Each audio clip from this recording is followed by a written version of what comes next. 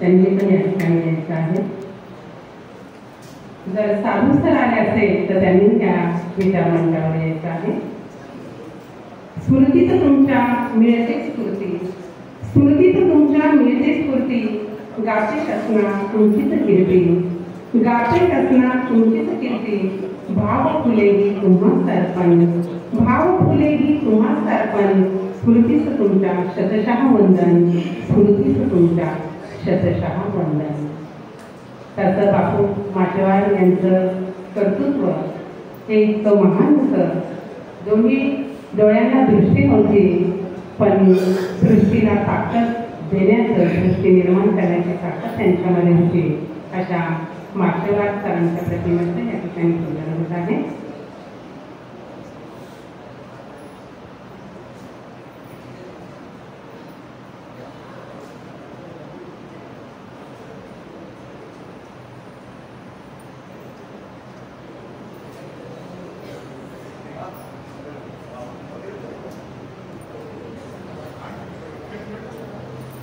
त्यानंतर आजच्या कार्यक्रमाचे अध्यक्ष माननीय पंडित रामजी देशमुख सर यांचा सत्कार करण्यासाठी मी माननीय श्री बालासाहेब महागावकर यांना विनंती करते की त्यांनी आजच्या कार्यक्रमाच्या अध्यक्षांचं बुके आणि भूक एक पुस्तक देऊन सत्कार करायचा आहे. आम्ही शाल श्रीफळ हे कधीही सत्काराला देत नाही, कारण की वसमतला एक वाचन चळवळ जी आहे ती खूप मोठी उभी राहिलेली आहे आणि वाचन चळवळीचं एक प्रतीक म्हणून या ठिकाणी आम्ही पुस्तक देत आहोत. त्यानंतर आजचे व्याख्याते अर्थात प्रमुख पाहुणे माननीय प्राध्यापक सिद्धेश तांबोळी सर यांचा सत्कार करण्यासाठी मी माननीय ॲडव्होकेट रामचंद्रजी बागल सर यांना अशी विनंती करते की त्यांनी प्रमुख पाहुणे अर्थात व्याख्याते यांचं स्वागत करायचं आहे. भुके आणि भूक देऊन या ठिकाणी सत्कार करण्यात येईल.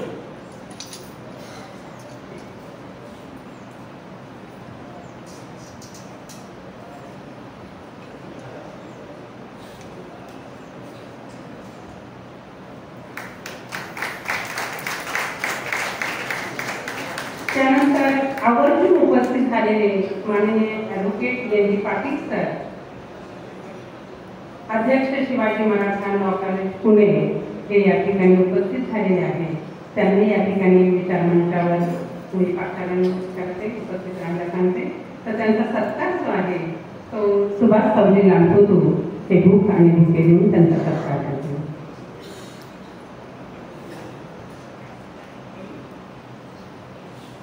Advocate N D Patil sir.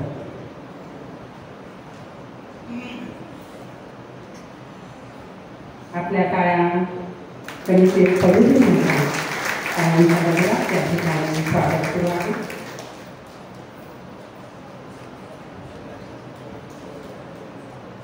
त्यानंतर ॲडव्होकेट विलास राऊत सर, कोषाध्यक्ष मराठवाडा समन्वय समिती पुणे हे देखील या ठिकाणी उपस्थित झालेले आहे. तर त्यांचा सत्कार करण्यासाठी मी शासलवान सर यांना अशी विनंती करते की त्यांनी या ठिकाणी पाहुण्यांचा सत्कार करायचा आहे.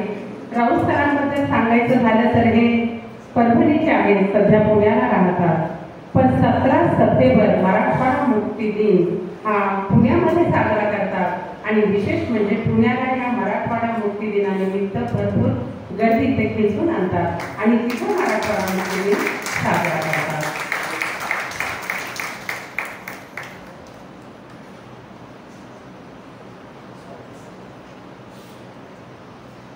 कारण की बऱ्याच जणांना मराठवाडा मुक्ती दिन काय आहे मराठवाड्याच्या बाहेर कळत नाही.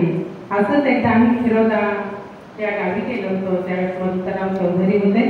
तर मधुकरराव चौधरींना भेटण्यासाठी खूप गर्दी झालेली होती आणि ज्यावेळेस आम्ही वसमतच्या शिक्षिका आहोत असं सांगितलं त्यावेळेस त्यांनी सगळ्यांना थांबवलं आणि आम्हाला मध्ये बोलवलं आणि सांगितलं त्यांनी दुहेरी पारतंत्र्य उपभोगलेलं आहे अशी माणसं आज आलेली आहे आणि त्यांनी आम्हाला अगदी सन्मानाने आज घेतलं.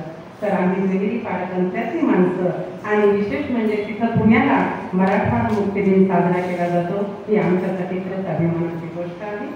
त्यानंतर मी कार्यक्रमाचे प्रास्ताविक करण्यासाठी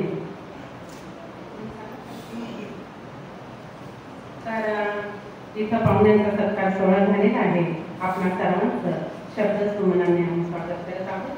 तर त्या ठिकाणी विचार मंचावर SBS स्कूलचे त्यांचा पूर्ण चमू आणि शिक्षक त्यांना आचरण करते.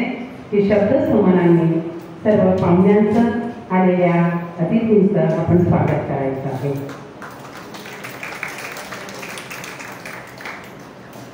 शूटिंग चालू आहे.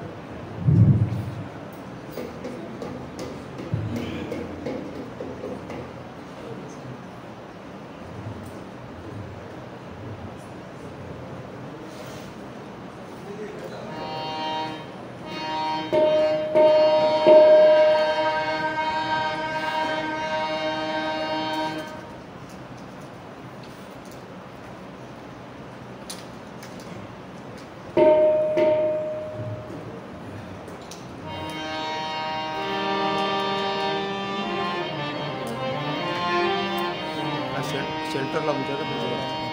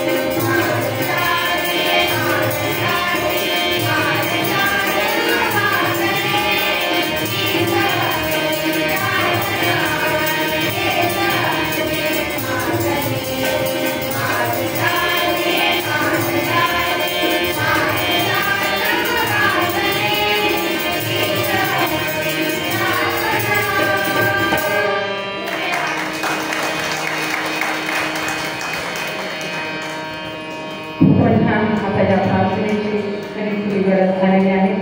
त्यानंतर कार्यक्रमाचे प्रास्ताविक अर्थात कार्यक्रमाचा हेतू कथन करतील माननीय श्री सत्यविजय अन्वेकर सर. मी अन्वेकर सरांना या ठिकाणी आमंत्रित करते. कार्यक्रमाचे प्रास्ताविक अर्थात हेतू कथन.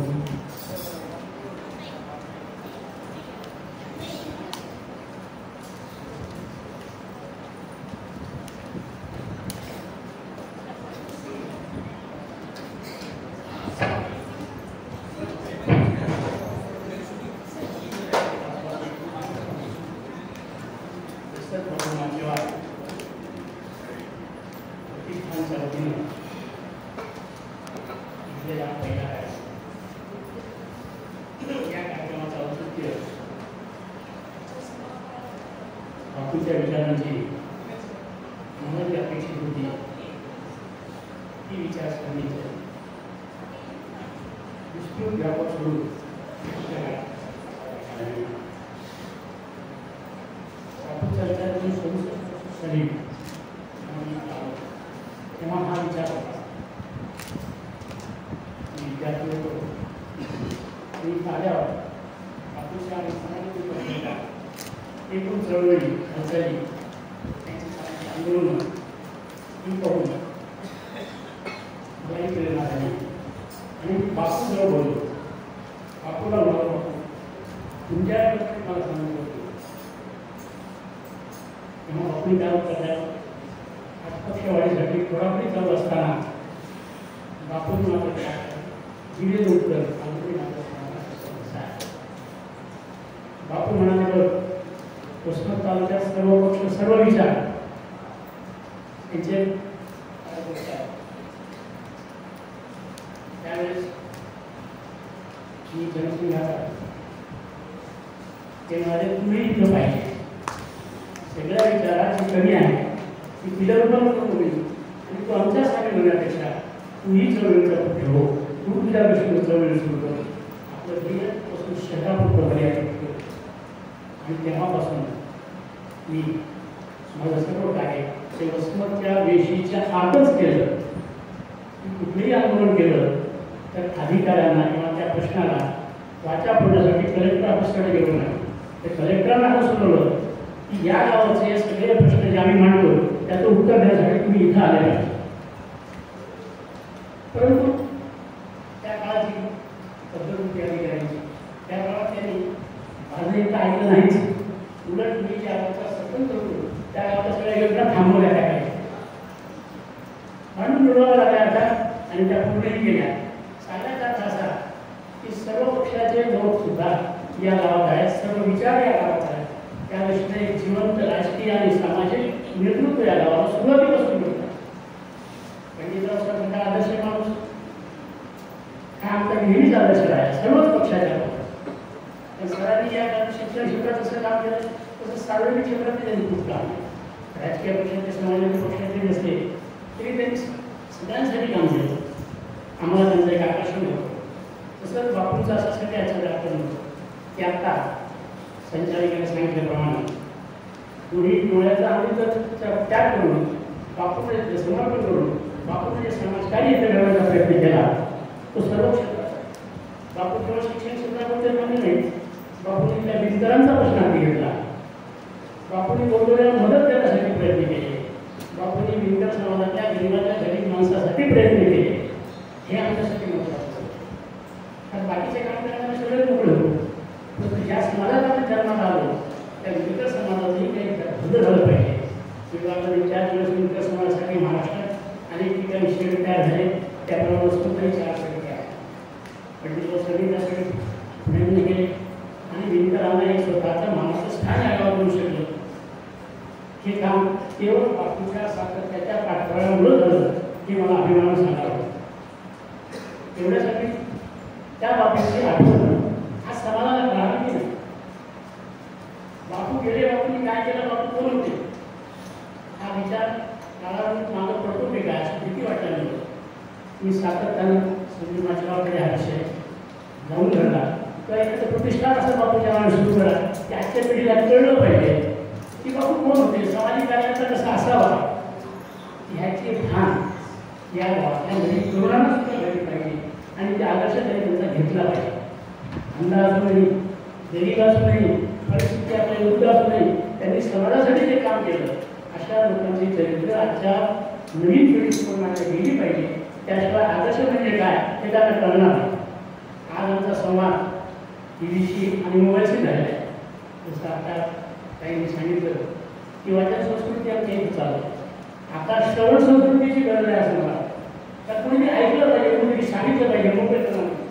आणि नुसतं सगळं टीव्हीवर मोबाईल पाहून सामाजिक विचार आपला करू शकतो असं मला वाटत नाही. त्यामुळे मी असा विचार करतो की आता श्रवण सुद्धा वाटते पाहिजे, श्रवण संस्कृती आली पाहिजे. श्रवण संस्कृती म्हणजे अशा खुल्या विचाराच्या माणसाचं मार्गदर्शन आपल्या सर्वांना विशेषतः मिळण्यात दिला हवा की मोकळेपणा. आजवर मोकळेपणा राहिलेला नाही, समाजात नाही, राजकारणात अजिबात नाही. त्यामुळे गैरसमाजातून निर्माण झालेले प्रश्न आज आमचे मोठे प्रश्न म्हणून गैरसमज दूर करण्याऐवजी आम्हाला ज्या पद्धतीनं आमचा स्वार्थ वाटतो त्याप्रमाणे आम्ही त्या गैरसमजाला खटकाने घेतो. ह्या सगळ्या वातावरणात वस्तूचं माझं भाग्य आहे की वस्तूचा सगळ्यांसारखे बापूसारखे काही आदर्श लोक आहेत की ज्यांच्यामुळं नवीन पिढीला काही प्रेरणा मिळू शकते. परंतु यांचं सगळं कार्य जनतेसमोर मांडण्यासाठी एखादं व्यासपीठ पाहिजे. त्या व्यासपीठावर बोलणारे वक्ते पाहिजे आणि त्या बोलणाऱ्या वक्त्यांमधून आजच्या समाजातले सर्व विषय हाताळले गेले पाहिजे. आणि या विशेषतः या गावातल्या अशा मंडळींचे प्रत्येक क्षेत्रात आमच्याकडे माणसं आहेत, मोठी माणसं आहेत आणि त्या सगळ्यांना नवीन पिढीची ओळख झाली पाहिजे. त्या एका उद्देशाने या व्यासपीठाची स्थापना व्हावी ही इच्छा होती, ती पूर्ण झाली आहे. आणि त्याचं पहिलं प्रश्न गुंतण्यासाठी अशा एका विचारवंताचं आपण निमंत्रण केलेलं आहे की ज्यांनी खरं त्या दृष्टीनं विचार केला. आता प्रत्यक्षात केलं महिन्यासाठी तुमच्या आमच्या परंतु विचार मांडणं गैरसमज दूर करण्यासाठी आपले विचार मोकळेपणाने खुलेपणे समाजासमोर मांडणं ही गोष्ट महत्त्वाची असते. आणि ती या निमित्ताने आपण घेऊन आणत आहोत. मला वाटतंय की पुढे जाऊन संख्या वाढत जाईल आणि व्याख्यानमालाही आता अशीच चालू राहील. एवढी एक अपेक्षा व्यक्त करून आपण सगळ्यांना विनंती करतो की या व्याख्यानमालेला असा प्रतिसाद प्रत्येक दिला पाहिजे. म्हणजे आता व्याख्यान हे विद्यार्थ्यांसाठी होतं. विद्यार्थी ज्या प्रमाणात हजर असायला पाहिजे होते म्हणजे आपण बनवू शकतो नाही. तुमच्या काम आहे समाजातल्या सर्व लोकांनी ज्याच्यासाठी विषय ठेवला आहे त्या त्या विषयातल्या माणसांनी, व्यक्तींनी, समाजाने, व्यापाऱ्यांनी, माणसं पूर्वपणे पाहावं आणि या सगळ्या प्रतिष्ठानचा उद्देश जो आहे तो सफल करण्यासाठी मदत करावा. एवढंच मी याने आम्ही विनंती करतो.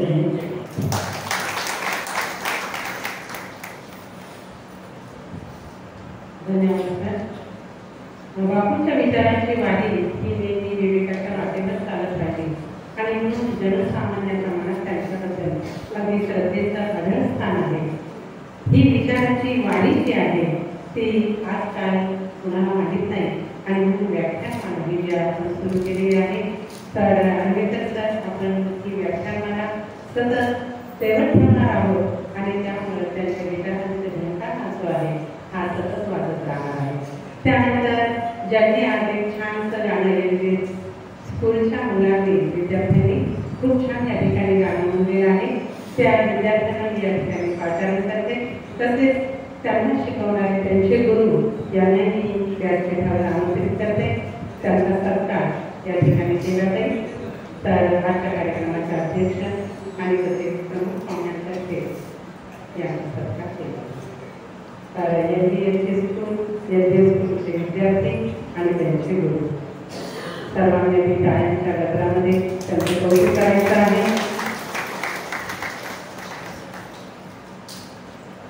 या सगळ्यांनाही पुस्तकं दिली जाणार आहे.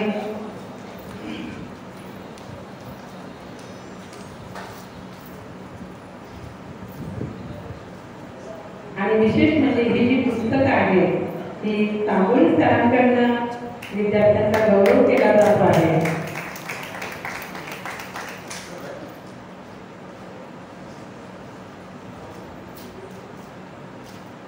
सगळ्यांनी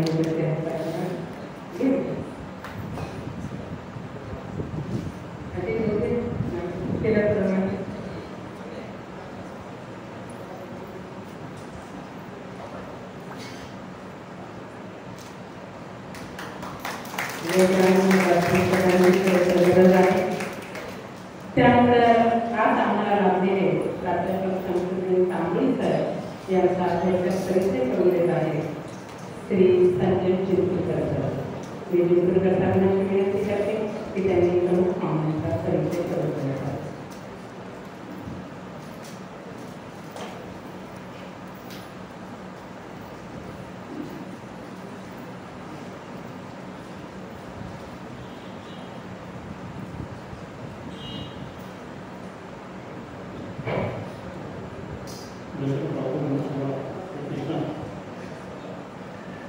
आज आपण त्यांच्या स्मृतीनिमित्त या ठिकाणी प्रमुख व्याख्याते म्हणून डॉक्टर शमसुद्दीन तांबोळी यांना त्या ठिकाणी बोललेला आहे.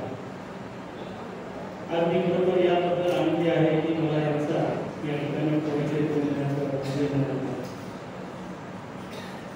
थोडक्यात त्यांचा परिचय तसा फार मोठा आहे, पण थोडक्यात मी या ठिकाणी त्यांचा परिचय तुम्हाला म्हणत आहे.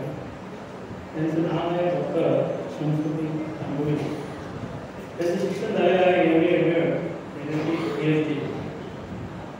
त्यांचं मूळ गाव आहे आणि सावरगाव, जे आपल्या परभणी जिल्ह्यामध्ये आहे.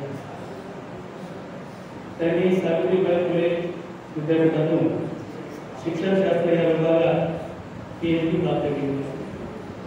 त्यांच्या PhDचा विषय होता हमीद दरवाई यांचे लोक शिक्षणातील योगदान. ते सेवानिवृत्त उपप्राचार्य मराठवाडा मित्रमंडळाचे वाणिज्य महाविद्यालय डेक्कन जिमखाना पुणे येथून ते सेवानिवृत्त झालेले आहेत. ते मुस्लिम सत्यशोधक मंडळाचे अध्यक्ष आहेत. तसेच ते मुस्लिम सत्यशोधक पत्रिकेचे संपादक सुद्धा आहेत. तसेच राष्ट्रीय एकात्मता समितीचे ते निमंत्रक आहेत. हमीद दरवाई इस्लामिक रिसर्च इन्स्टिट्यूटचे ते माजी सचिव आहेत. तसेच महाराष्ट्र राज्य भाषा सल्लागार समितीचे ते सदस्य सुद्धा आहेत. सरांची अनेक पुस्तकं प्रकाशित झालेली आहेत. त्यामध्ये आहे हमीद दरवाई यांचे क्रांतिकारी विचार.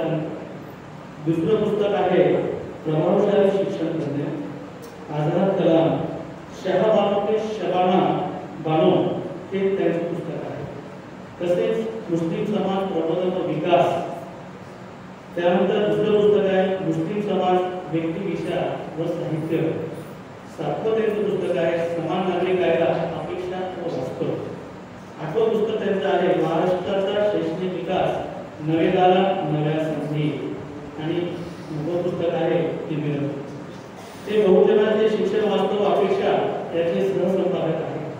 तसेच रापण येणे स्मृतिग्रंथाचे ते सुद्धा सहसंपादक. त्यांनी दोन इंग्रजीमध्ये पुस्तकं लिहिली. त्यांचे ते को-ऑथर आहेत.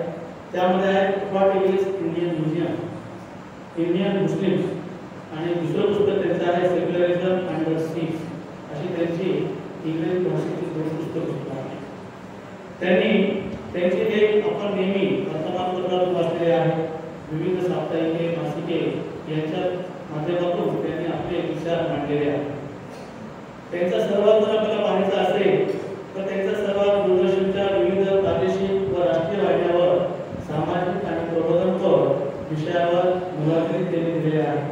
त्यांनी त्याच्यावर चर्चा सुद्धा केलेल्या आहेत. वाद प्रतिवाद कार्यक्रमात त्यांचा नियमित सहभाग असतो. तसेच आकाशवाणीसाठी लोकजागर, तीन विशेष, चालू जमाना यासारख्या कार्यक्रमात लेखक, व्याख्याने, मुलाखती व प्रत्यक्ष सहभाग हा त्यांचा आहे. तसेच राष्ट्रीय व आंतरराष्ट्रीय चर्चासत्राचे ते नेहमी आयोजन करतात. शोध निबंधाचे वाचन आणि सादर व्यक्ती म्हणून त्यांचा सहभाग होता. तसेच ते यशदा भारती, महाराष्ट्र मुक्त वार्ता प्रबोधिनी, इन्स्टिट्यूट ऑफ ह्युमन राईट्स आणि तत्सम सामाजिक संस्था, तसेच शिक्षण प्रशिक्षण संस्था व संघटना येथे ते सादर व्यक्ती म्हणून कार्यरत सुद्धा आहे. तसेच महाराष्ट्रातील प्रमुख शहरातील सार्वजनिक तसेच वसंत व्याख्यानमालेचे ते निर्माते आहेत. आता आपल्याला वाटतं की त्यांचं समाजासाठी काय योगदान आहे, त्यांनी समाजासाठी काय केले, तर हे सुद्धा मी तुम्हाला या ठिकाणी थोडक्यात सांगणार आहे. तर त्यांनी सुरुवातीला काय केलंय, हमीद दरवाई स्टडी सर्कलची स्थापना केली. यामार्फत त्यांनी काय केलंय, यामार्फत त्यांनी व्यवसाय मार्गदर्शन, UPSC, MPSC आणि स्पर्धा परीक्षा यांची तयारी करून घेतली. तसेच कार्यकर्ता प्रशिक्षणाकरता विविध उपक्रमांचे ते नियमित आयोजन करतात. तसेच त्यांनी हमी दरवाई शैक्षणिक प्रायोजित उपक्रम हा सुद्धा त्यांनी सुरू केलेला आहे. तसेच सत्यशोधक फातिमाबी शेख मुस्लिम महिला मंचची स्थापना त्यांनी केली. मुस्लिम महिला मदत केंद्रामार्फत महिलांना समुपदेशन करणं, कायदा मार्गदर्शन आणि सहकार्य ही त्यांची देण आहे. समविचारी संघटनाच्या समन्वयातून राष्ट्रीय एकात्मता, धार्मिक सलोखा, समाज प्रबोधन आणि भारतीय संविधान साक्षरता कार्यक्रमाचे विविध पातळीवर त्यांनी आयोजन सुद्धा केलेले आहे. 2011 पासून ईद अल अजहा अर्थात बकरी निमित्त महाराष्ट्रातील विविध जिल्ह्यात रक्तदान सप्ताह अभियानाची सुरुवात सुद्धा सरांनी केलेली आहे. गेली अनेक वर्षे हा उपक्रम ते यशस्वीपणे राबवतात. तसेच मरणोत्तर अवयवदान व देहदान याबाबत त्यांनी जनजागृती सुद्धा केली आहे. मुस्लिम समाजातील अंधश्रद्धा निर्मूलन आणि वैज्ञानिक दृष्टिकोन विकसनासाठी तीव्र भेद मंचाची स्थापना सुद्धा सरांनी केली आहे. तसेच सरांचे कार्य म्हणजे आंतरजातीय आंतरधर्मीय विवाहास त्यांनी प्रोत्साहन सुद्धा दिलेला आहे. मार्गदर्शन आणि प्रत्यक्ष सहकार्य विशेष विवाह कायदा 1950 अंतर्गत ते त्या विवाहासाठी प्रोत्साहन सुद्धा दिले. भारतीय संविधान साक्षरता व सन्मान अभियान निमित्ताने विविध माध्यमातून या कार्यक्रमाचे ते आयोजन करतात आणि त्यावरती व्याख्यान देतात. 1985-86 मध्ये शहाबानू प्रकारादरम्यान तत्कालीन पंतप्रधान राजीव गांधी राष्ट्रपती कायदा मंत्री यांना निवेदन देऊन त्यांनी या विषयावर चर्चा करून जनजागृती सुद्धा त्यांनी केलेली आहे. डिसेंबर 2015 मध्ये तलाक बंदी हे विधेयक जेव्हा लोकसभेमध्ये मांडण्यात आलं त्यावेळेस त्यांनी पंतप्रधान नरेंद्र मोदी, केंद्रीय मंत्री व विविध राजकीय पक्षांना निवेदन दिलं, त्यांच्या भेटी घेतल्या आणि यावर त्यांनी चर्चा सुद्धा केलेली आहे. भारतीय संविधानकर्त्यांना अपेक्षित असलेला आणि संविधानाच्या मार्गदर्शक तत्वात उल्लेखलेला समान नागरी कायदा अस्तित्वात यावा म्हणून त्यांनी विविध माध्यमातून प्रयत्न सुद्धा केलेले आहेत. ग्रामीण भागातून पुण्यात येणाऱ्या विद्यार्थ्यांच्या निवास, शैक्षणिक व आर्थिक अडचणी सोडवण्यासाठी ते विशेष मदत आणि त्यांना मार्गदर्शन सुद्धा करतात. नैसर्गिक आणि मानवी आपत्ती काळात प्रभावित झालेल्या सर्व धर्मीय समाजासाठी त्यांनी मदत कार्य सुद्धा केलेलं आहे. असं एक फार मोठं सहभाग आपल्याला दिसून येतो. या सहभागामुळे, या योगदानामुळे त्यांना जे पुरस्कार मिळालेले आहेत ते कोणते थोडक्यात तुमच्या समोर मांडणार आहे. त्यांना पहिला पुरस्कार जो मिळाला तो 2008 मध्ये मिळाला. गांधी नॅशनल मेमोरियल पुरस्कार, बापू विधायक कार्यकर्ता पुरस्कार. लगेच दुसऱ्या वर्षी 2009 त्यांना महाराष्ट्र जर्नलिस्ट फाउंडेशनचा भास्कर अवॉर्ड हा पुरस्कार मिळाला. 2010 मध्ये मुंबई मराठी पत्रकार संघाचा सुद्धा त्यांना पुरस्कार मिळाला. 2011 मध्ये महाराष्ट्र ग्रंथोत्सव सभा याचा उत्कृष्ट साहित्य पुरस्कार हा सुद्धा त्यांना मिळाला. 2012 मध्ये कृष्ण साहित्य गौरव पुरस्कार मौलाना आझाद बहुउद्देशीय संस्था यांच्या बाबतीत मिळाला. 2014 मध्ये धर्म फॉर ह्युमॅनिटी नवी दिल्ली यांचा साहस सन्मान हा पुरस्कार त्यांना मिळाला आहे. परत 2014 मध्ये त्यांना सुमतीबाई साठे आदर्श कार्यकर्ता पुरस्कार हा सुद्धा त्यांना मिळाला आहे. 2014 मध्ये त्यांना शुभचिंतन फाउंडेशन मार्फत दिलेला अहिंसा सन्मान हा पुरस्कार सुद्धा त्यांना मिळाला आहे. 2015 मध्ये पी.ए. इनामदार सामाजिक प्रतिबद्धता पुरस्कार हा सुद्धा मिळाला आहे. तसेच 2016 मध्ये सत्यशोधक राणा चव्हाण प्रतिष्ठान महर्षी विठ्ठल रामजी शिंदे पुरस्कार यांनी सुद्धा ते सन्मानित झालेले आहे. तसेच 2017 मध्ये सावित्रीबाई फुले पुणे विद्यापीठ यांच्या वर्धापन दिनानिमित्त त्यांना जगन्नाथ राठी या पुरस्काराने त्यांना सन्मानित केलेला आहे. तसेच 2017 मध्ये मराठवाडा साहित्य भूषण पुरस्कार यांनी सुद्धा ते सन्मानित झालेले आहे. तसेच 2017 मध्ये त्यांना bureau of Pune award by Times group Pune विरोध हा पुरस्कार सुद्धा त्यांना देण्यात आलेला आहे. 2018 मध्ये प्राध्यापक पाटील सेवा प्रतिष्ठान जळगाव मार्फत महात्मा फुले हा पुरस्कार त्यांना प्रदान करण्यात आला. 26 नोव्हेंबर 2018 ला राष्ट्रसेवा दल पुणे संविधान सन्मान हा पुरस्कार त्यांना दिला आहे. तसेच त्यांना समाज शिक्षक गौरव पुरस्कार हा सुद्धा प्रदान करण्यात आला. डिसेंबर 2018 मध्ये शिक्षक हितकार्य संघटना यांच्या मार्फत सुद्धा ते पुरस्काराने सन्मानित झाले. 2019 मध्ये पद्मश्री विठ्ठलराव विखे पाटील समाज प्रबोधन हा पुरस्कार त्यांना प्रवरनगर या ठिकाणी मिळाला. सप्टेंबर 2021 मध्ये समाजभूषण हा परत त्यांना पुरस्कार मिळाला. कोविडच्या काळामध्ये कोविड योद्धा त्यांना हा पुरस्कार आपल्या त्या काळचे आरोग्य मंत्री असलेले माननीय राजेश टोपे साहेब आणि वैद्यकीय शिक्षण मंत्री माननीय अमित देशमुख साहेब यांच्या मार्फत कोविड योद्धा हा पुरस्कार सुद्धा त्यांना प्राप्त झाला. तसेच 2021 मध्ये माननीय एकनाथराव शिंदे नगरविकास आणि सार्वजनिक बांधकाम मंत्री असताना त्यांना कृतज्ञता सन्मान पुरस्कार प्राप्त झाला. 2023 मध्ये लोकहक्क फाउंडेशन यांच्या मार्फत दिला जाणारा बाळासाहेब भाते गांधी विचार हा पुरस्कार त्यांना प्राप्त झाला. 2023 मध्ये महाराष्ट्र साहित्य परिषदेमार्फत दिला जाणारा डॉक्टर विनोद कुलकर्णी कार्यकर्ता पुरस्कार हा त्यांना मिळाला. ऑक्टोबर 2023 मध्ये red hills Christian group association मार्फत दिला जाणारा कार्यगौरव पुरस्कार हा सुद्धा त्यांना प्राप्त झाला. नोव्हेंबर 2023 ला सांस्कृतिक प्रतिष्ठान हडपसर पुणे यांच्या मार्फत दिला जाणारा त्रिनेत्र प्रकृतता पुरस्कार यांनी सुद्धा ते सन्मानित झालेले आहे. आणि 10 मार्च 2024 या दिवशी त्यांना गोदावरी गौरव पुरस्कार कुसुमाग्रज प्रतिष्ठान नाशिक यांच्या मार्फत प्राप्त झाला. असे जवळपास माझ्याकडे जे आहेत 26 पुरस्कार त्यांनी त्यांच्या आयुष्यामध्ये मिळवले आहेत. जे आपल्या महाराष्ट्रात काही मिळाले, महाराष्ट्राच्या बाहेर सुद्धा काही मिळालेले आहेत. तर या ठिकाणी त्यांचा परिचय घेऊन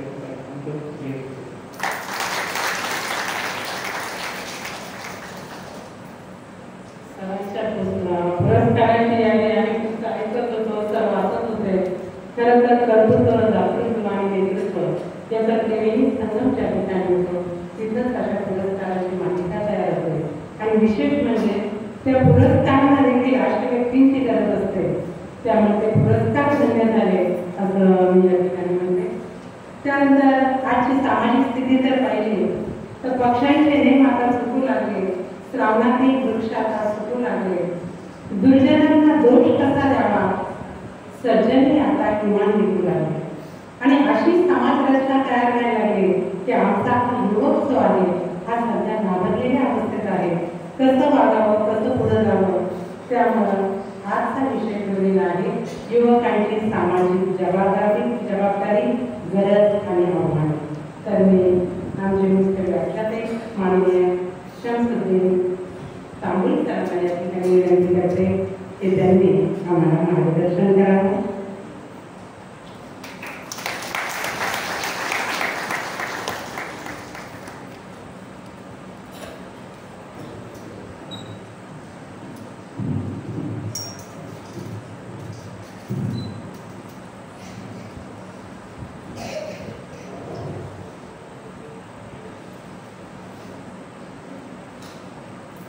सर्व उपस्थित सदस्य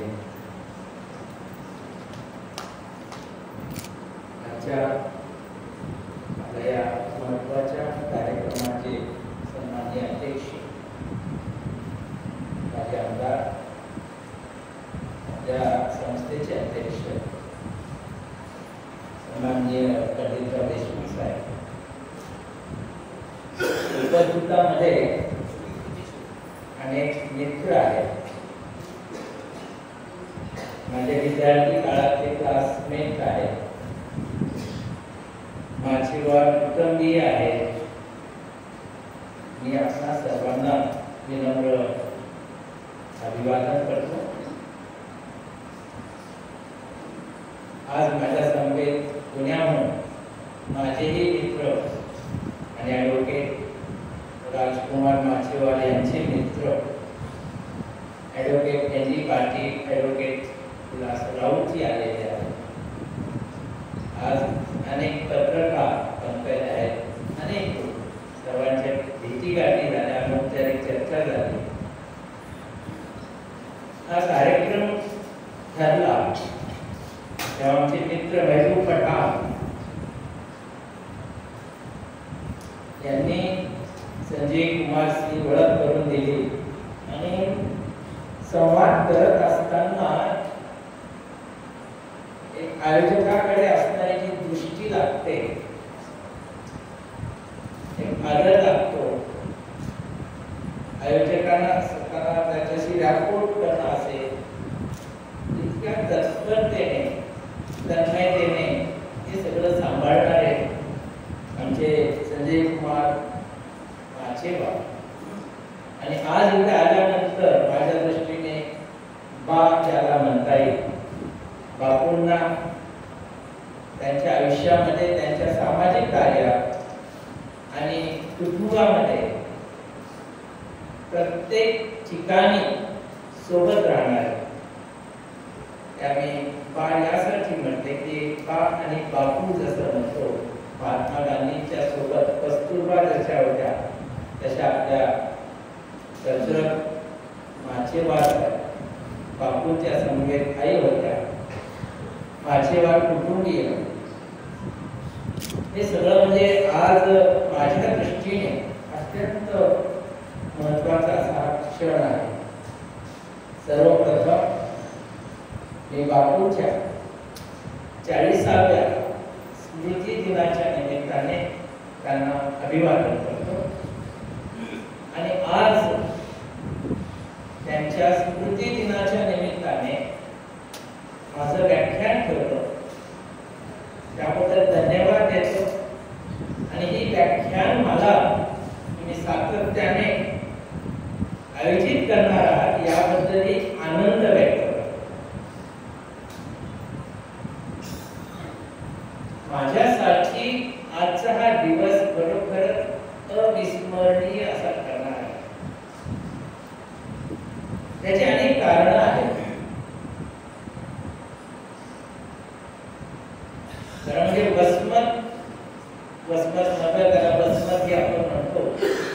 महाराष्ट्रासाठी एक थिंक टँक म्हणावं असं एक वैचारिक वारसा त्या गावाकडे आहे. हे जसं एक वैचारिक नातं आहे तसं मला माझ्या या गावाशी काही भावनिक नातं आहे. म्हणजे मी अगदी 8वी 9वीला शिकत असताना इथे हिमायत नगर इथले शिक्षक बाबुल सर हे राणी सावंत गावाला गणित हा विषय शिकवत होते. आणि आमच्या दिवाळीच्या सुट्टीमध्ये हे गणित अधिक चांगलं करण्यासाठी आम्ही 3-4 विद्यार्थी हायस्कूलला असताना त्यांच्या घरी आलो. तर या घरी असताना त्यांनी आम्हाला 4 दिवस पूर्ण वेळ गणित शिकवलं. तर तेव्हा त्यांच्याकडे असणारं जे स्टोव, त्यामध्ये रॉकेल घालणं, ते स्टोव पेटवणं, त्यावरती भाकरी घालणं आणि ते आम्हाला खायला देणं आणि जेवण झाले की पुन्हा शिकवायला बसणं, हे असे शिक्षक सुद्धा आज सापडणं कठीण आहे. ते शिक्षक आपल्या गावचे आहेत, वसमतचे आहेत, याचा एक वेगळा अभिमान मला बाळगतो. आणि आता येताना एन.जी. पाटील सर आणि आम्ही त्यांना भेटून आलो. त्यामुळे इथे येत असताना मी बाहेरून कुठून तरी आलेलो आहे असं मला कधीच वाटलं नाही. कारण 9वी आणि 10वी माझं परभणीत शिक्षण झालं आणि नंतर पुण्याचा झालं. पुणेकर अजून व्हायची संधी झाली नाही आणि पुणेकर होणारही नाही, कारण ते फार बदनाम झालेलं शब्द आहे. तेव्हा मला मराठवाडा तेच मला सर्वाधिक प्रिय आहे. सूत्रसंचालन करताना आणि माझा परिचय भरपूर मोठा करून दिलेला आहे. एवढा मोठा परिचय नसायलाही पाहिजे, पण मी माझी ओळख एका वेगळ्या उदाहरणाने देऊ इच्छितो. माझ्यावरती सकाळमध्ये, दैनिक सकाळमध्ये सप्तरंग पुरवणीत एक 15-1 वर्षापूर्वी लेख आला होता आणि माझा संघर्ष काय आहे संस्कृती कांबोळी लिहिलं होतं आणि माझ्या फोटोच्या खाली माझ्याविषयी असं लिहिलं की शमशुद्दीन तांबोळी हे मुस्लिम समाजात जन्माला आलेले आहेत. मुस्लिम समाजात कुराणला बडी किताब मानतात, पण शमशुद्दीन तांबोळीसाठी भारतीय संविधान हे सबसे बड़ी किताब आहे. माझ्या दृष्टीने ही माझी जी ओळख आहे ती अत्यंत महत्वाची आहे. ते डॉक्टर बाबासाहेब आंबेडकर म्हणत होते की मी सर्वप्रथम भारतीय आहे, त्यानंतर मी भारतीय आहे आणि त्याही नंतर मी भारतीय आहे. ते भारतीयत्वाचा अभिमान आणि संविधानाचा सन्मान हे ब्रीद घेऊन मी काम करत असतो. तर मला वाटतं हा जो परिचय आहे तो परिचय समोर ठेवून माझं मी मनोगत व्यक्त करणार आहे. माझा विषय आहे युवकांची सामाजिक जबाबदारी, गरज आणि आव्हाने. आता युवकांची सामाजिक जबाबदारी सांगत असताना बरं जबाबदारीने बोलावं लागणार याची मला कल्पना आहे. कारण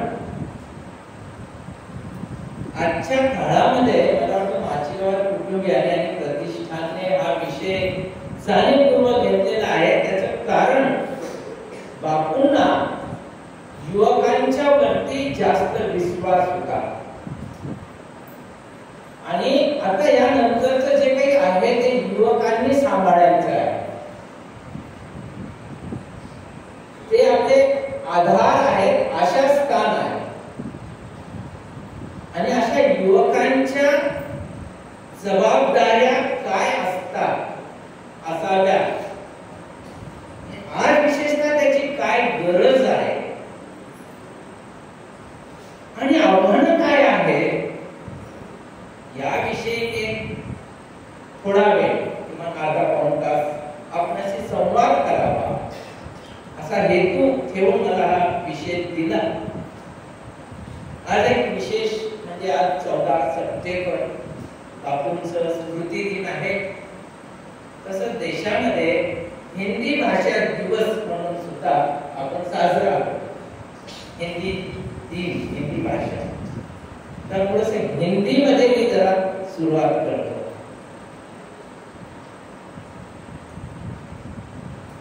आजची एकूण जी परिस्थिती आहे त्यावरती एक शेर आहे. बस्ती में मेरे, बस्ती मला वाटते लक्षात येईल, गावात गल्ली बस्ती. बस्ती में मेरे सब हिंदू मुसलमान बट गए, इंसान का चेहरा देखने को हम सब तरस गए. बस्ती में मेरे हम सब हिंदू मुसलमान बट गए, हिंदू मुसलमान. और इंसान का चेहरा, मानुस, तो चेहरा मानुसपण ते बघण्यासाठी हम तरसले, आम्ही व्याकुळ झालेलो.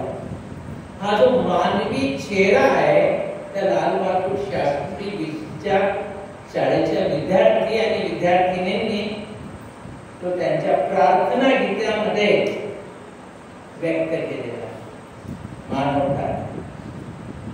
आणि मला वाटतं अमित दलवाई जसं आंबेडकर सर्वप्रथम भारतीय आहे, अमित दलवाई थोडासा वेगळ्या पद्धतीने बोलत. ते असं म्हणाले सर्वप्रथम मी माणूस आहे त्यानंतर मी भारतीय आहे आणि त्याच्यानंतर मी मुस्लिम आहे. तिन्ही आयडेंटिटी. पण पहिलं जे प्राधान्याची जी ओळख आहे ते मानवतेची आहे, माणुसकीची आहे, मानवी चेहऱ्याची आहे आणि तो वैश्विक आहे. जे संकुचित म्हणजे भारतापुरतच नाही तर जगासाठी तो महत्वाचा आहे. आणि भारताची अशी परंपरा आहे, हे वैभव आहे, ही संस्कृती आहे वसुदैव कुटुंबकमची, जे भारतीयत्वाच्या पलीकडे जाणारी, मानवतेकडे जाणारी आहे. म्हणून सर्वप्रथम मी माणूस आहे. त्यानंतर मी भारतीय आहे. हिंदू, मुस्लिम, सिख आणि वेगवेगळ्या जाती धर्म समूहामध्ये ज्या विभागण्या झाल्या आहेत आणि यामध्ये विभागणी करत असताना टोकाच्या अस्मिता करतात आणि या अस्मिता आपल्याला जखमा करतात आणि या माणुसकीचा बळी जातो. म्हणून भारतीयत्व काय आहे ते भारतीयत्व भारतीय संविधानाने आपल्या प्रास्ताविकेत, आपल्या प्रियांबल मध्ये, आपल्या उद्देशिकेमध्ये, आपल्या संकल्प पत्रामध्ये जी मूल्य मांडलेली आहे ते आहे. प्राचीन भारताचं आधुनिक राष्ट्रात रूपांतर करणं, प्राचीन भारताचं आधुनिक राष्ट्रात रूपांतर करणं हे आमच्या भारतीय नागरिकांचं मूलभूत कर्तव्य आहे. प्राचीनतेमध्ये वैभवशाली आहे, अभिमानास्पद आहे, गौरवास्पद आहे, तर तेवढंच विषम पण आहे, अन्यायी पण आहे, कालबाह्य सुद्धा आहे, जे आजच्या काळाशी सुसंगत नाही ते बाजूला सारण्याची सुद्धा तयारी ठेवणं. आणि जे विद्रूप आहे, विकृत आहे, त्यापेक्षा सुसंस्कृत आहे, मानवी आहे, त्याचं जतन करणं आणि प्राचीन भारताचं आधुनिक राष्ट्रात रूपांतर करणं, म्हणजे आधुनिक राष्ट्र संविधानात्मक मूल्यावरती देश उभा करणं, म्हणजे हिंदू आणि मुस्लिम समाजाचं भारतीयकरण करणं हा त्याचा मागचा हेतू. हे झाल्यानंतर आज जेव्हा आम्ही युवकांच्या सामाजिक जबाबदारीच्या बाबतीत बोलतो, विशेषतः बापूंच्या स्मृतिदिनी बोलतो, तेव्हा त्याला एक वेगळा अर्थ आहे. कारण बापूंचं जे जीवन आहे तर म्हणजे मी वसमतकरांना सांगण्याची गरजच नाही. आज वर्तमानपत्रात ते सगळं जे आलेलं आहे त्यांच्याविषयी, माझ्याविषयी पण लिहिलेलं आहे, त्याबद्दल ते मी धन्यवाद देतोच आहे. पण बापूंचं जीवन म्हणजे काय की आपले विचार आणि आपलं वर्तन याच्यातील सुसंगतता, विचार आणि वर्तन जे दुर्मिळ झालेलं आहे. विचार, आपले विचार एक असतात आणि वर्तन वेगळं असतं. पण व्यक्तिगत खासगी चार भिंतीच्या आतलं घरातलं जीवन असू द्या, रस्त्यावरचं, कार्यालयातलं, नगरपालिकेतलं कुठलंही जीवन, त्या आंदोलनातलं आयुष्य असू द्या, तिथे पारदर्शकता, तिथली निष्ठा, तिथला ध्येयवाद आणि या सगळ्यांच्या मध्ये जे केंद्रस्थानी होतं ते माझ्या दृष्टीने स्वातंत्र्य आंदोलनामध्ये घुसळण होऊन निर्माण झालेली जी उदात्त विचार होते त्याचा आधार त्याच्या पाठीशी, आणि या आधाराच्या सोबत राष्ट्र सेवा दल, या राष्ट्र सेवा दलाची पंचसूत्री काय आहे? राष्ट्रवाद, राष्ट्रीय एकात्मता, विज्ञानवाद, विवेकवाद, लोकशाही, समाजवाद, धर्मनिरपेक्षता हे त्या राष्ट्र सेवा दलाची मूल्य आहेत. आणि राष्ट्र सेवा दलाचे जे जे दिग्गज आहेत, फक्त यदुनाथ दत्ते असतील, गौरव प्रधान असतील, एस.एम. जोशी असतील, भाई वैद्य असतील, पन्नालाल सुराणा असतील, या सगळ्यांनी बापूंच्या घरी हजेरी लावलेली आहे. हे सगळं दीपस्तंभ मध्ये मी वाचलं. आणि त्याचबरोबर राजकुमार नाचवा बापूंच्या मृत्यूसमयी फक्त 19 वर्षाचे होते. त्यांच्याशी गप्पा मारताना ही सगळी पार्श्वभूमी लक्षात आली. आणि मला वाटलं मी परभणीचा असून सुद्धा मला हे ज्ञान, ही माहिती यापासून मी स्वतःला दूर ठेवलं. याची अपराधीपणाची भावना माझ्यात निर्माण झाली. आणि हा अपराधी भाव युवकांच्या मध्ये, ज्यांना आज माचवा कुटुंब आहे किंवा बापू आहे त्यांच्याविषयी माहिती नाही, तर भविष्यात त्यांना माहिती उपयोग नाही. आज या अशा प्रकारच्या व्याख्यान मालेतून तुम्ही जे एक स्मृती जागृत करताय, आठवणींना उजाळा देताय, आणि याचसाठी जयंत्या आणि पुण्यतिथा साजऱ्या करायच्या असतात. हे अत्यंत महत्वाचं काम माझ्या प्रतिष्ठानने हाती घेतलं. त्याबद्दल मला अभिमान वाटतो. हिंदी दिनाचा उल्लेख केला, मला सहज आठवलं मौलाना अबुल कलाम आझाद, देशाचे पहिले केंद्रीय शिक्षण मंत्री. 2008 पासून तो आपण 11 नोव्हेंबर हे राष्ट्रीय शिक्षण दिन म्हणून साजरा करतो. स्वातंत्र्य आंदोलनात सर्वात जास्त काळ तुरुंगात राहणार, राष्ट्रीय एकात्मतेचे प्रतीक असणारे, देशाच्या फाळणीला विरोध करणारे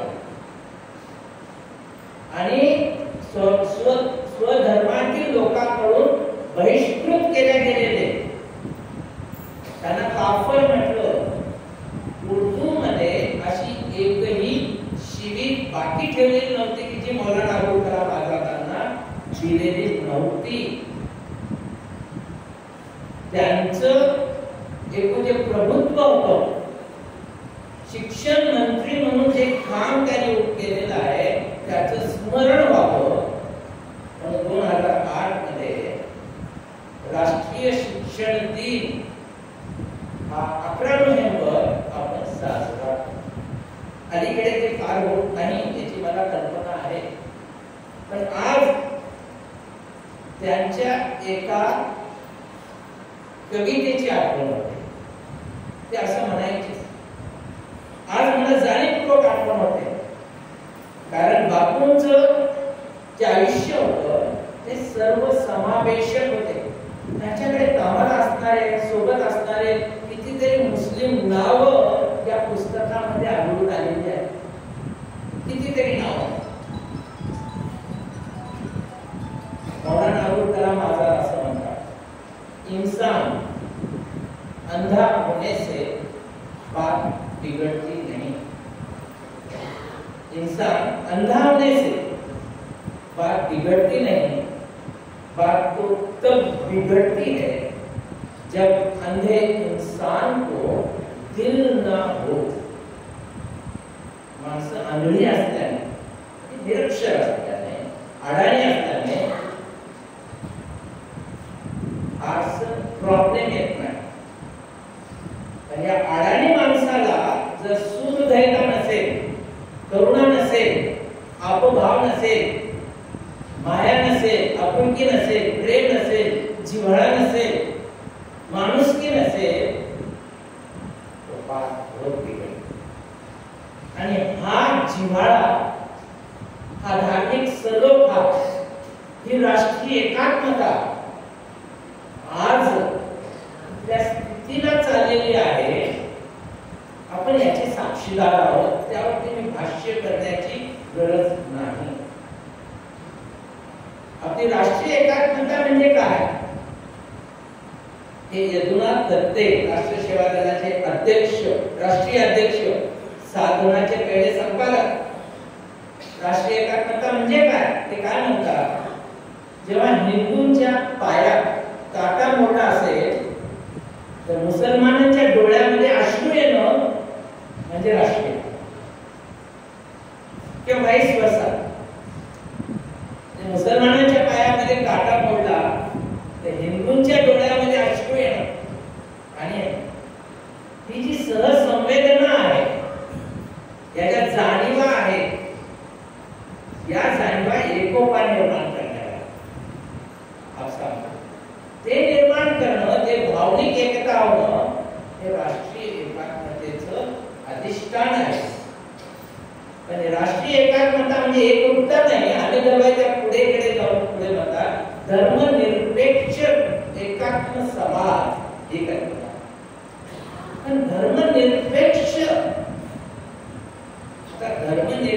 एकात्म समाज म्हणत असताना आपल्या देशात धर्मनिरपेक्षतेचं किती वाभाडं निघालेलं आहे, तर त्या संकल्पनाच आपल्याला समजलेली नाहीये. धर्मनिरपेक्षता आपल्याकडे गंगा जमुना संस्कृती आहे, एक दिलाने राहायची संस्कृती आहे. जरी भांडण आणि रक्तपात झाले असले तरी एकोपा. पण सेक्युलरिझम ही जी संकल्पना आहे त्याचा नेमका अर्थ आपल्याकडे अजून अस्तित्वात आलेला नाही.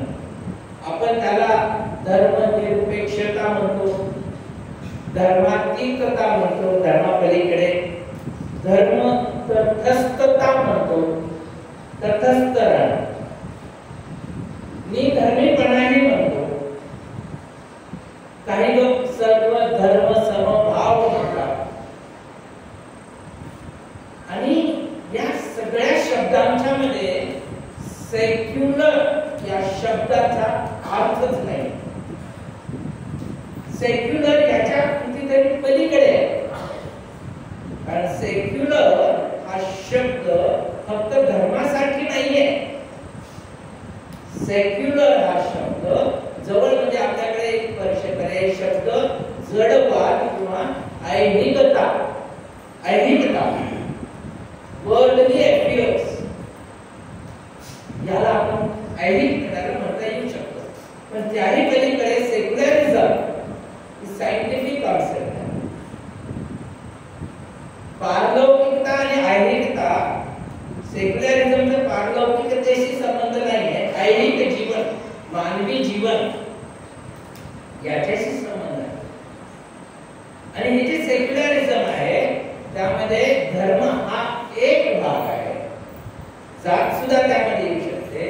पण सर्वात महत्वाचं म्हणजे स्त्री पुरुष समानता हा सेक्युलरिझमचा भाग आहे. जेंडर इक्वॅलिटी सेक्युलरिझमचा भाग आहे. सायंटिफिक टेम्परामेंट हा सेक्युलरिझमचा भाग आहे. आणि सोशल जस्टिस, सामाजिक न्याय हा सुद्धा सेक्युलरिझमचा भाग आहे. म्हणजे आपला देश पूर्णतः, समजा इथे सगळे मुस्लिम हे हिंदू झाले, बौद्ध हिंदू झाले, कुठलाही धर्म नाही, फक्त हिंदू धर्म आहे असं जरी आपण म्हटलं तरीही सेक्युलरिझमची गरज आपल्या देशाला पडणारच आहे. कारण स्त्री पुरुष समानता हे आपल्या हिंदू समाजात सुद्धा आवश्यक. सामाजिक न्याय ही संकल्पना, वैज्ञानिक दृष्टिकोन, या सगळ्या गोष्टी सेक्युलरिझमशी संबंधित. पण आपला देश कसा आहे सेक्युलरिझमच्या बाबतीत? एमआरए बेग म्हणून आणि दरम्यानचे मित्र होते. दरम्यानच्या नंतर त्यांनी सुद्धा दहन करून घेतलं. दहन करून घेणं म्हणजे मी फार मोठं आहे असं मी मानत नाही. म्हणून मेल्यानंतर आपलं शरीर कसं विल्हेवाट लावायची याच्याशी ते मी मर्यादित समजतो. तर एमआरए बेग सेक्युलरिझम आपल्याला असं म्हणतात की secularism in India is just like an attempt of making omelette from boiled egg. उकडलेल्या अंड्यापासून ऑमलेट करण्याचा प्रकार. उकडलेले अंडे आपली इतकी जातीयता आणि धर्मवाद इतका बिगरगठ्ठ आणि झालेला आहे की अशा याच्यातून धर्मनिरपेक्ष समाज निर्माण करणं हे मोठं आव्हान आहे. पण त्याची गरज ही तेवढीच आहे. ही एवढं मोठं आव्हान आहे ते काम आहे सेक्युलरिझम. आणि हे सेक्युलरिझमशीच निगडीत मॉडर्निटी आहे. आज आपण बोलत असलेलो समान नागरी कायदा येतो त्याची चर्चा आपण नंतर करूया. युवकांची जबाबदारी काय, त्याची गरज काय आहे, त्यांच्यापुढची आव्हानं काय आहे याचा आपण विचार करू. मला वाटतं यासाठी स्वभान आणि समाज भान निर्माण करणं हे अत्यंत महत्त्वाचं. स्वभान निर्माण करणं, स्वतःविषयीचे एक भान निर्माण करणं, आत्मभान ज्याला आपण म्हणतो. आणि हे आत्मभान निर्माण करणं हे शिक्षण संस्थांमधूनही होतं, प्रसार माध्यमातूनही होतं, सामाजिक संघटनांच्या मधूनही होतं आणि त्या कुटुंबांच्या मधून सुद्धा निर्माण होतात. त्या एजन्सीज आहेत, या कार्यवाहिन्या आहेत. स्वभान निर्माण करणं, आत्मभान निर्माण करणं. आणि हे आत्मभान निर्माण करणं म्हणजे माझी विल आणि ॲबिलिटी, माझी इच्छाशक्ती आणि माझ्या क्षमता याच्यामधलं तारतम्य सुद्धा, त्याचं बॅलन्स. नाहीतर माझी इच्छा आहे पण माझी क्षमता नाही. फ्रस्ट्रेशन येऊ शकतं, डिसअपॉइंटमेंट येऊ शकतं, डिप्रेशन येऊ शकतं आणि वाया होऊ शकतं. म्हणून आज जे मुस्लिम सत्यशोधक मंडळ जे वेगवेगळी कामं करतं त्यामध्ये आपल्या जालनाचा अन्सार शेख 21 वर्षाचा मुलगा 16-17 वर्षात असताना पुण्यात शिकायला आला. रिक्षा चालकाचा मुलगा पुण्यात शिकायला आला. तो अन्सार आहे म्हणून त्याला राहायला कॉट बेसिसवर जागा मिळत नव्हती. त्याला तिथून प्रत्येकाने नकार दिला अन्सार. मग त्याने आपलं नाव बदललं, आपलं नाव शुभम ठेवलं, शुभम. आणि कॉट बेसिसवर मित्रासोबत राहिला.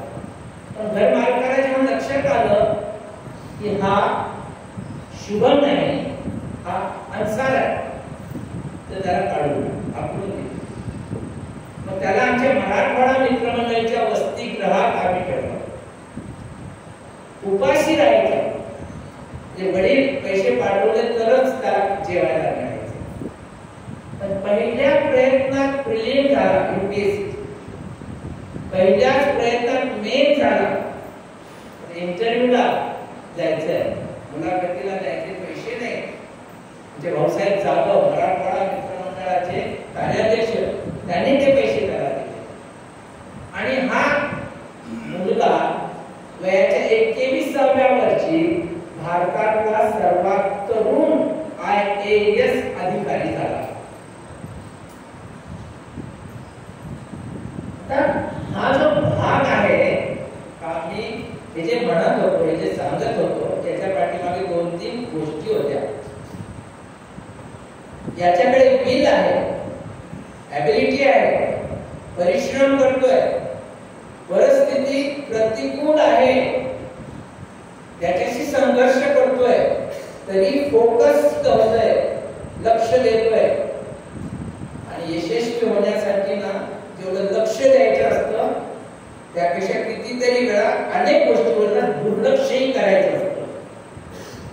उंच उडण्यासाठी अनावश्यक ओझं आपल्या अंगावरती असेल, उंच उडता येत नाही, ते ओझं खाली असतं. म्हणून ते दुर्लक्ष करणं, ओझं कमी करणं, फोकस ठेवणं. फोकस झाला आणि तो IAS अधिकारी झाला. आता आज आपण बघतो महाराष्ट्रात आणि देशात सुद्धा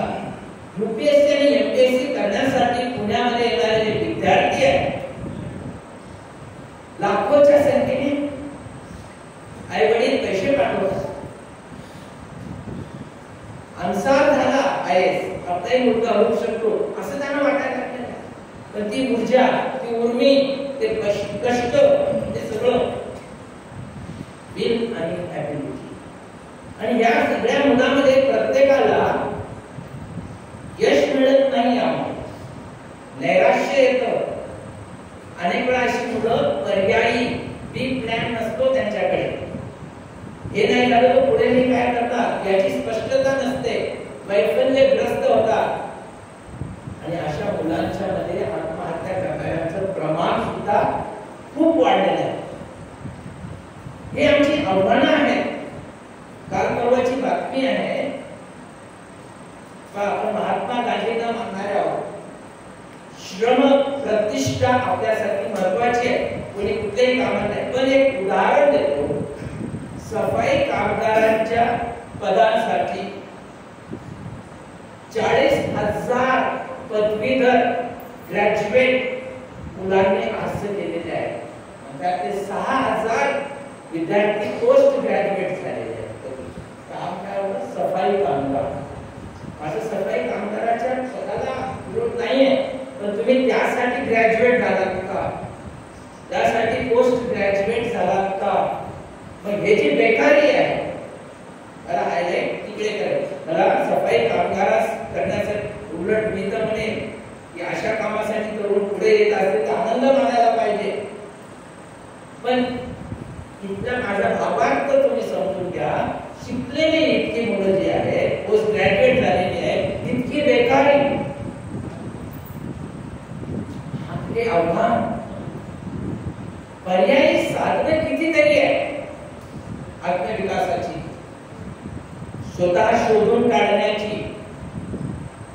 ही परिस्थिती निर्माण करणं आणि हीच गोष्ट मी अधिक चांगल्या पद्धतीने करून दाखवतो, करू शकतो असे म्हणणारे सुद्धा कितीतरी नवीन नवीन गोष्टी करण्यात पुढे आहेत.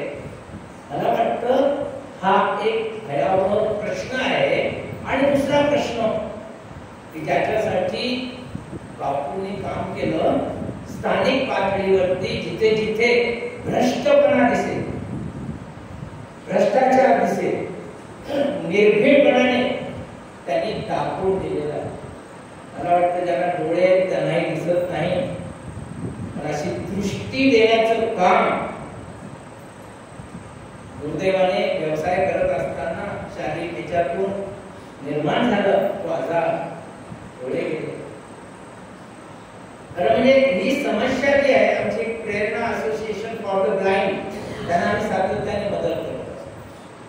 आणि त्याच्याच शेवटी आता माझी ओळख करून देत असताना मुस्लिम सत्यशोधक मंडळ काय करतं, जसं अंधश्रद्धा निर्मूलन समिती आहे, ती धार्मिक सणांना समाजाभिमुख करणं, मानवताभिमुख करणं. मग बकरी ईद आहे, प्राण्यांची आपण कुर्बानी देतो, त्यांना जीव लावतो, आपल्या मुलासारखं वाढवतो आणि त्याचं आपण बळी देतो, कापतो, रक्त सांडतो. एकेकाळची ती आख्यायिका असेल, पण धर्म म्हणजे तिथे अडकून पडणं नाहीये, उन्नयन करणं, पर्याय शोधणं, कालसापेक्ष होणं. आणि मग गेल्या 15 वर्षापासून बकरी ईदच्या दिनी त्या कार्यक्रमाला प्रमुख पाहुणे बाबा आढाव होते, नरेंद्र दाभोळकर होते. आम्ही रक्तदान सुरू केलं, त्याला अभियान झाले. आणि आता आम्ही कोविड काळात प्लाझ्माचंही केलं. आणि आता फक्त तिथे काम चालणार नाही, तर मरणोत्तर देहदान आणि मरणोत्तर अवयवदान याच्यासाठी आम्ही पुढाकार घेतलाय. त्याच्यासाठी मला वाटतं तरुणांनी अशा, म्हणजे हे त्यांचं वय नाही, पण हा जो दृष्टीचा भाग आहे, हा जो विचाराचा भाग आहे, हे पर्यायी संस्कृती निर्माण करण्याची जी गरज आहे, ते अनेक प्रश्नांचं उत्तर आहे. नाहीतर आमच्या लाखो रुपये अनावश्यक अंधश्रद्धेतून आणि नको असलेल्या परंपरांच्या मधून वाया घालवतोय. मला टीका करायची नाही. लग्न समारंभामध्ये अक्षता म्हणून जे आम्ही तांदूळ मान्य आणि वाया. आज त्याची गरज आहे का? तरुणांनी सुद्धा याचा तरुणांनीच विचार केला पाहिजे आणि आपल्या आईवडिलांना सांगायला पाहिजे की मला हे मान्य नाही. आज नोंदणी पद्धतीने मी लग्न करू शकतो, स्पेशल मॅरेज ऍक्ट आहे आणि दोघांना समान अधिकार आहे, आम्ही ते करतो. मुस्लिम सत्यशोधक मंडळ जोपर्यंत समान नागरिक कायदा येत नाही, मुस्लिम पर्सनल लॉ मध्ये बदल होत नाही, तोपर्यंत आम्ही स्पेशल मॅरेज ऍक्ट मध्ये लग्न करणार अशी शपथ घेतो. तसे होतात. माझा मुद्दा हा आहे की ही काळाची बदललेली जी स्वरूप आहे, आज तरुणांच्या मध्ये ज्या पद्धतीची व्यसनं झालेली आहेत ना, व्यसनाधीनता, आपण बोलत होतो मुक्तांगण सारख्या ठिकाणी, अनिल अवचट आहे, मुक्ता अवचट आहे, आनंद नाडकर्णी आहे, अशा अनेक ठिकाणी, पुण्यात अजून एक आरक्षण भागाला सुद्धा आहे. असे की म्हणजे पिढ्या वाया जात आहेत तरुणांच्या. नुसतं आता दारू राहिलेली नाही आहे, सिगारेट्स राहिलेले नाही आहेत, इतके प्रकार आलेले आहेत, इतके प्रकार आलेले आहेत. आयुष्य बर्बाद होत आहे, कुटुंब उद्ध्वस्त होत आहे, त्यातून आत्महत्या वाढत आहे. हे आत्महत्या वाढणं म्हणजे काय असतं? अनेक वेळा खरं म्हणजे कपातलं वादळ असतं आयुष्यामध्ये. कपातलं वादळ, शुल्लक कारण, tough time do not last, tough people do. कठीण काळ जास्त काळ टिकणारा नसतो, पण कठीण माणसं म्हणजे कणखर माणसं, खंबीर माणसं जास्त काळ टिकत असतात. ते खंबीर होणं, स्वतःला बनवणं, तयार करणं. आणि कपातनी वादळ थोडासा काळ दिला, वेळ दिला, थंड होऊ शकतो, शांत होऊ शकतो, वेळ निघून जाऊ शकते, पुढची नवीन प्रकाश येणार असतो. कुठलीही स्थिती, कुठलीही अडचण, कुठलीही समस्या, आव्हानं हे कायमच नसतात. अंधारानंतर दिवस होणार.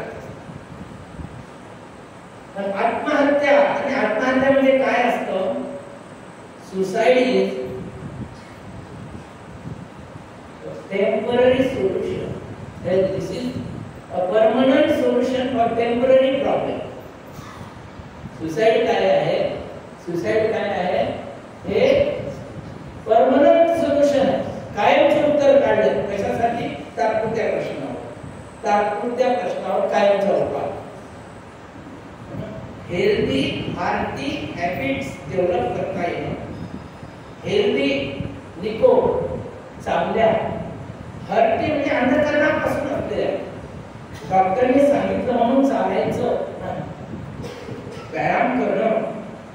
तर 11 सप्टेंबरला स्वामी विवेकानंदांनी जगात दिलेल्या सर्व धर्म परिषदेचं व्याख्यान, स्वामी विवेकानंदांचं ते चरित्र वाचायला पाहिजे तरुणांच्यासाठी, फार महत्वाचे.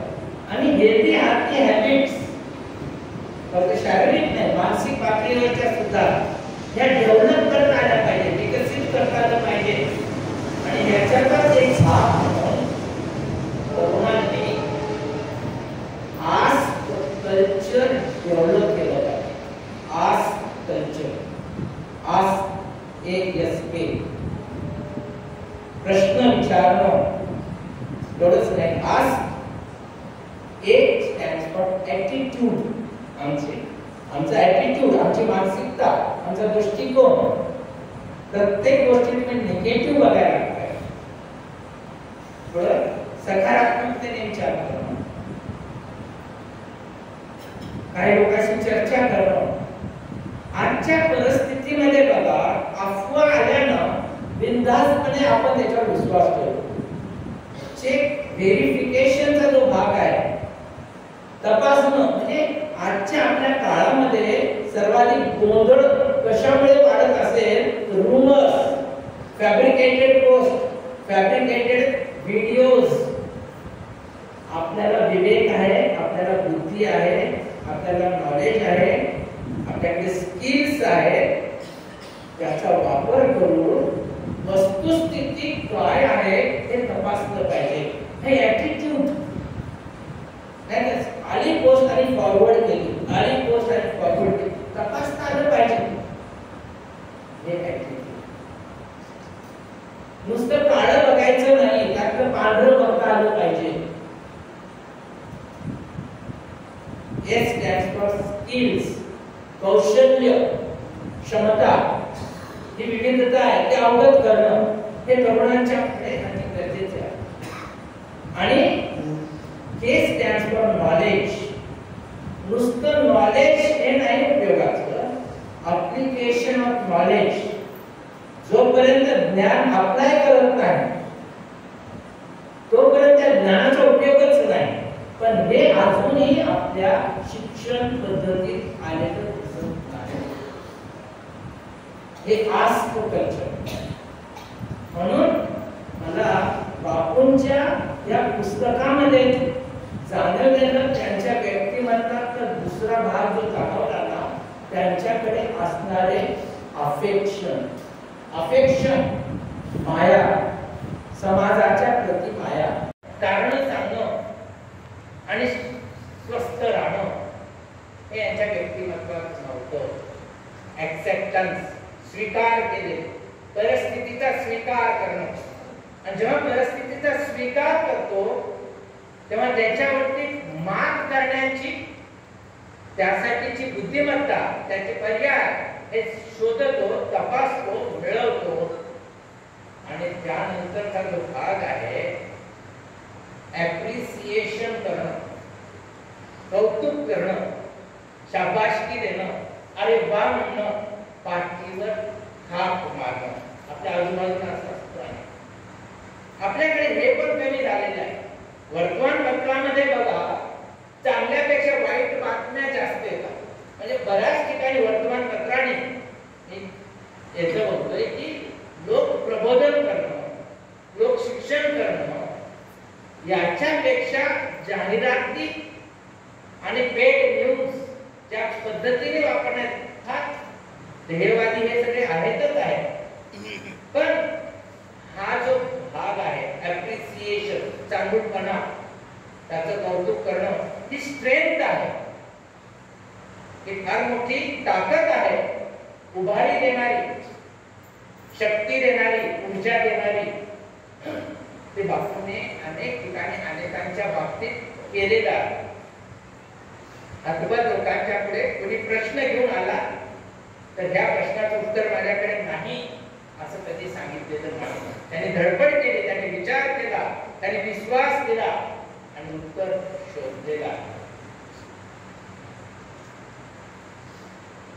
आज या सगळ्या वातावरणामध्ये आपल्या तरुणांच्याकडे जर पाहिलं तर त्यांच्या चेहऱ्यावरचं हास्य, जे प्लेझंटनेस, त्यांच्यातलं जे खेळण्याचा जो भाग आहे, प्लेफुलनेस आहे, तो कमी झालाय आणि स्ट्रेसफुल झालेला आहे. ताण तणावांच्या मध्ये जी आहे परिस्थिती ही आहे, ताण, स्ट्रेसफुल लाईफस्टाईल. आणि त्याच्यामुळे कमी वयात 8वीचा मुलगा प्रार्थना झाल्यानंतर सरांनी त्याला अंगठा धरण्याची शिक्षा दिली काहीतरी कारणाने. 2-3 मिनिटाचा चक्करीवर तो पडला आणि त्याचं निधन झालं. हॉस्पिटल नाही करत. ही घटना मध्यंतरी घडलेली. म्हणजे 8वी-9वीच्या मुलांच्या मध्ये सुद्धा शारीरिक तंदुरुस्तपणा जो आवश्यक असतो तो सुद्धा नाही आहे. म्हणून हा जो यंगनेस आहे ना, तरुणांच्या मध्ये त्यांची जबाबदारी, यंग, चॅलेंजेस स्वीकारणं, आय कॅन डू इट. युद्ध म्हणजे काय आणि युद्धची जी व्याख्या आपण नाही करू शकत. आज आपण पंडितरावजी देशमुख साहेब इथे आहेत, बसले. हे यंग नाहीत कशाने, सगळी अवस्था आहे ते आम्ही आमच्याकडं चैतन्य किती शारीरिक मर्यादा असल्या तरी मानसिक पातळीवरती जर आमच्याकडे खूप ऊर्जा असेल, उत्साह असेल तर आम्ही तरुण आहोत. ही सुद्धा व्याख्या पद्धतीची आहे. तरुणाने सुद्धा सुद्धा ऍक्सेप्ट चॅलेंजेस स्वीकारणं. आम्ही यंग आहोत, आम्ही तरुण आहोत आणि भारताचे एक छान वैशिष्ट्य आहे, तरुणांची संख्या वाढते आणि वाढलेली तरुणांची संख्या ही देशाची असेट आहे, एक भांडवल आहे, एक कॅपिटल आहे. तर ते सशक्त असेल तर, ते सकारात्मक असेल तर, ते निगेटिव्ह असेल, व्यसनाधीन असेल, फ्रस्ट्रेटेड असेल तर हेच तरुण देशावरची सर्वात मोठी आपत्ती ठरू शकते. असेटचं रूपांतर आपत्तीमध्ये होऊ शकतं. ही सगळी जी परिस्थिती आव्हानात्मक मी जे सांगितली मल्टी डायमेन्शनल आहे, अनेकांगी आहे, बहुविध आहे आणि ही बहुविविधता लक्षात येणं हे अत्यंत महत्वाचं आहे. मला माहित नाही मी किती वेळ बोललेलो आहे, पण आजच्या घडीला देशासमोर अजून एक आव्हान येतोय. आम्ही आमच्या धर्माचा नीटचा अर्थ समजून घेत नाही. आमचा धर्म काय आहे? धर्म आणि धार्मिकता योग्य असू शकते, पण धर्मांधता करणं, धर्मवादी राजकारण करणं आणि अडकाशा निर्माण करणं, माथी भडकवणं आणि याच्यासाठी तरुणांचा वापर करणं बेकारी आहे. तरुणाला एक बाटली जरी दिली तर ते नाचायला तयार आहे, सतरंजा उचलायला तयार आहे, झेंडे घेऊन फिरायला तयार आहे. असं जर ऐकं मानवी बळ आम्हाला मिळत असेल तर त्याच्या विकासाचं, त्याच्या स्वावलंबनाचं, त्याच्या स्वत्व त्याच्यात निर्माण करण्याची गरज काय नेत्यांना? त्यांचं भांडवल आहे ते आणि तसंच त्यांना ठेवायचंय, कारण त्यांचं त्यांना वापर करून घ्यायचंय. आणि म्हणून धर्मांधता, पोलरायझेशन किती प्रमाणात वाढत चाललेलं आहे. पोलरायझेशन, महात्मा गांधी विद्यालयाची स्थापना केली, मी रिपीट करत नाही, पण महात्मा गांधींनी जे 7 सामाजिक पाप सांगितले ते तुम्हाला रिव्हिजन करून पहा. आज ते 7 सामाजिक पाप समाजात आपल्या भारतात दिसून येतात. त्यांनी असं म्हटलं होतं, हे 7 पाप काय आहेत, 7 सिन्स काय आहेत? गांधीजी असं म्हणाले होते, चारित्र्या विना शिक्षण हे पाप आहे.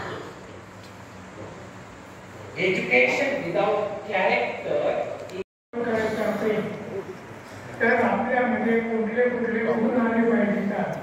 समाजा दोन्हीचा अनेक इंडिया या देशामध्ये अनेक धर्म आहेत, अनेक जाती आहेत. यांच्यामध्ये ऐक्य कसं निर्माण होईल यासाठी देशामध्ये रुजविले पाहिजे, तरच आपण राष्ट्र म्हणून उभे राहू शकतो. आज भारत देश स्वतंत्र झाला पण राष्ट्र म्हणून निर्माण झालेला नाही. त्याचं कारण आपल्यामध्ये जे भेद आहे, आपल्या जाती भेद आहेत, धर्मभेद आहेत, सांस्कृतिक भेद आहेत, निर्णय पद्धती आहेत, त्यांच्यामुळे आपल्यामध्ये राष्ट्रीय ऐक्य हे निर्माण झालेलं नाही, म्हणून राष्ट्र निर्माण झालेलं नाही. भारत हा देश म्हणूनच ओळखला जातो. म्हणून आपण या ठिकाणी आला, त्यांनी जे आपल्या मनाचं उद्बोधन केलं, राष्ट्रीय एकात्मता निर्माण करण्यासाठी काय करायला पाहिजे ते त्यांनी सांगितलं. तसंच आज कैलासवासी बापूंचे पुण्यतिथी आहे, त्या निमित्तानं त्यांच्याबद्दल 4 शब्द बोलणं मला आवश्यक वाटतं. त्यांचा आमचा संबंध राष्ट्रसेवा दलाच्या शाखेतून आला. आम्ही 7वीत मध्ये होतो तेव्हापासून राष्ट्रसेवा दलाच्या शाखेवर जात होतो. उत्तम दगड होते, माथेवार होते, प्रभू शिंदे होते, त्या भीमराव जाधव होते. हे आमचे ऐक्याचं एक आमचं टोळकं होतं आणि त्या राष्ट्रसेवा दलामधूनच तयार झालेलं आहे. गंगाप्रसादजी अग्रवाल यांच्या सहवासामध्ये आम्ही वाढलेलो आहोत आणि त्यांचे विचार आम्ही स्वीकारलेले आहेत, घेतलेले आहेत. पण कैलासवासी बापूंनी या समाजासाठी आणि अनेक कष्ट सोसले. त्यांनी समाजाचे अनेक मोर्चे काढले समाजाच्या विकासासाठी. त्यानंतर महागाई विरुद्ध मोर्चे काढले आणि त्यांना दिसत नसताना सुद्धा ते चांगल्या रीतीने चालू शकत होते एका माणसाचा आधार घेऊन. म्हणून बापू आमच्या जीवनामध्ये फार मोठं त्यांचं यश आहे. आम्ही ते जीवन जगतो. त्यांच्याबद्दल आमच्या मनामध्ये आदराची भावना अजूनही आहे आणि त्यांनी राजकारणामध्ये कसं उभं राहावं ते त्यांनी शिकवलेलं आहे. म्हणून मी जे आमदार झालो त्या आमदारकीमध्ये त्यांचं फार मोठं योगदान आहे. उत्तम दगडू आहे, आर्मीकर मामा आहे, त्यांचं सुंदरजी पाटील होते, त्यांचे सगो शिंदे होते, रामचंद्र बागल होते. त्या सर्वांचा फार मोठा माझ्या आमदार होण्यामध्ये वाटा आहे. बापू सर्वच माझं सामान्य जे होतं ते सांभाळीत होते आणि लोकांना काय काय पाहिजे ते सर्व पुरवठा करीत होते. तसंच त्यांनी सामाजिक कार्य सुद्धा केलेलं आहे. त्यांनी विणकर संघाची स्थापनेमध्ये त्यांचा फार मोठा वाटा आहे. तसंच त्याचप्रमाणे विणकर कॉलनी निर्माण करण्यामध्ये सुद्धा धारेवार आणि बापू यांचा फार मोठा वाटा आहे. त्यानंतर पद्मशाली समाजाच्या मध्ये जे गरीब मुलं होते त्या गरीब मुलांसाठी त्यांनी समाजामध्ये वर्गणी जमा करून पुस्तकं शाळेत जाणाऱ्या मुलांना पुस्तकं पुरवण्याचं काम त्यांनी केले. गरीब मुलांना देण्याचं काम त्यांनी केलेलं होतं. म्हणून आज बापूचे विचार समाजामध्ये रुजणं अत्यंत आवश्यक आहे. ते रुजले तर एक सामाजिक ऐक्य, सांस्कृतिक ऐक्य आणि राष्ट्रीय ऐक्य त्यांच्या विचारातून निर्माण होऊ शकतं. म्हणून मी आपला अधिक वेळ न घेता मला या ठिकाणी अध्यक्षपदाची मला ज्या सूचना केली त्याबद्दल मी आपला सर्वांचा आभारी आहे. एवढं बोलून मी माझे 2 शब्द संपले.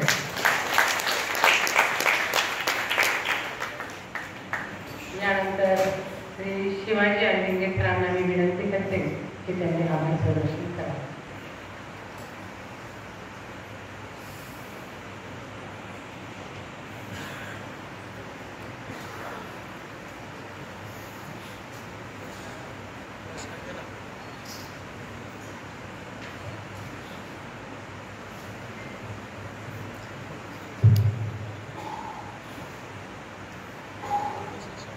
आज 14 सप्टेंबर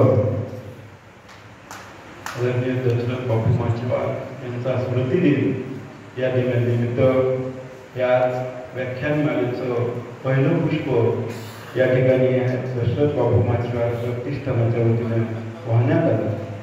या कार्यक्रमासाठी पुण्याहून कमी वेळेमध्ये उपलब्ध झाले आमचे आदरणीय प्राध्यापक शंभूजी तांबुल सर हे एका फोन कॉलवर उपस्थित झाले.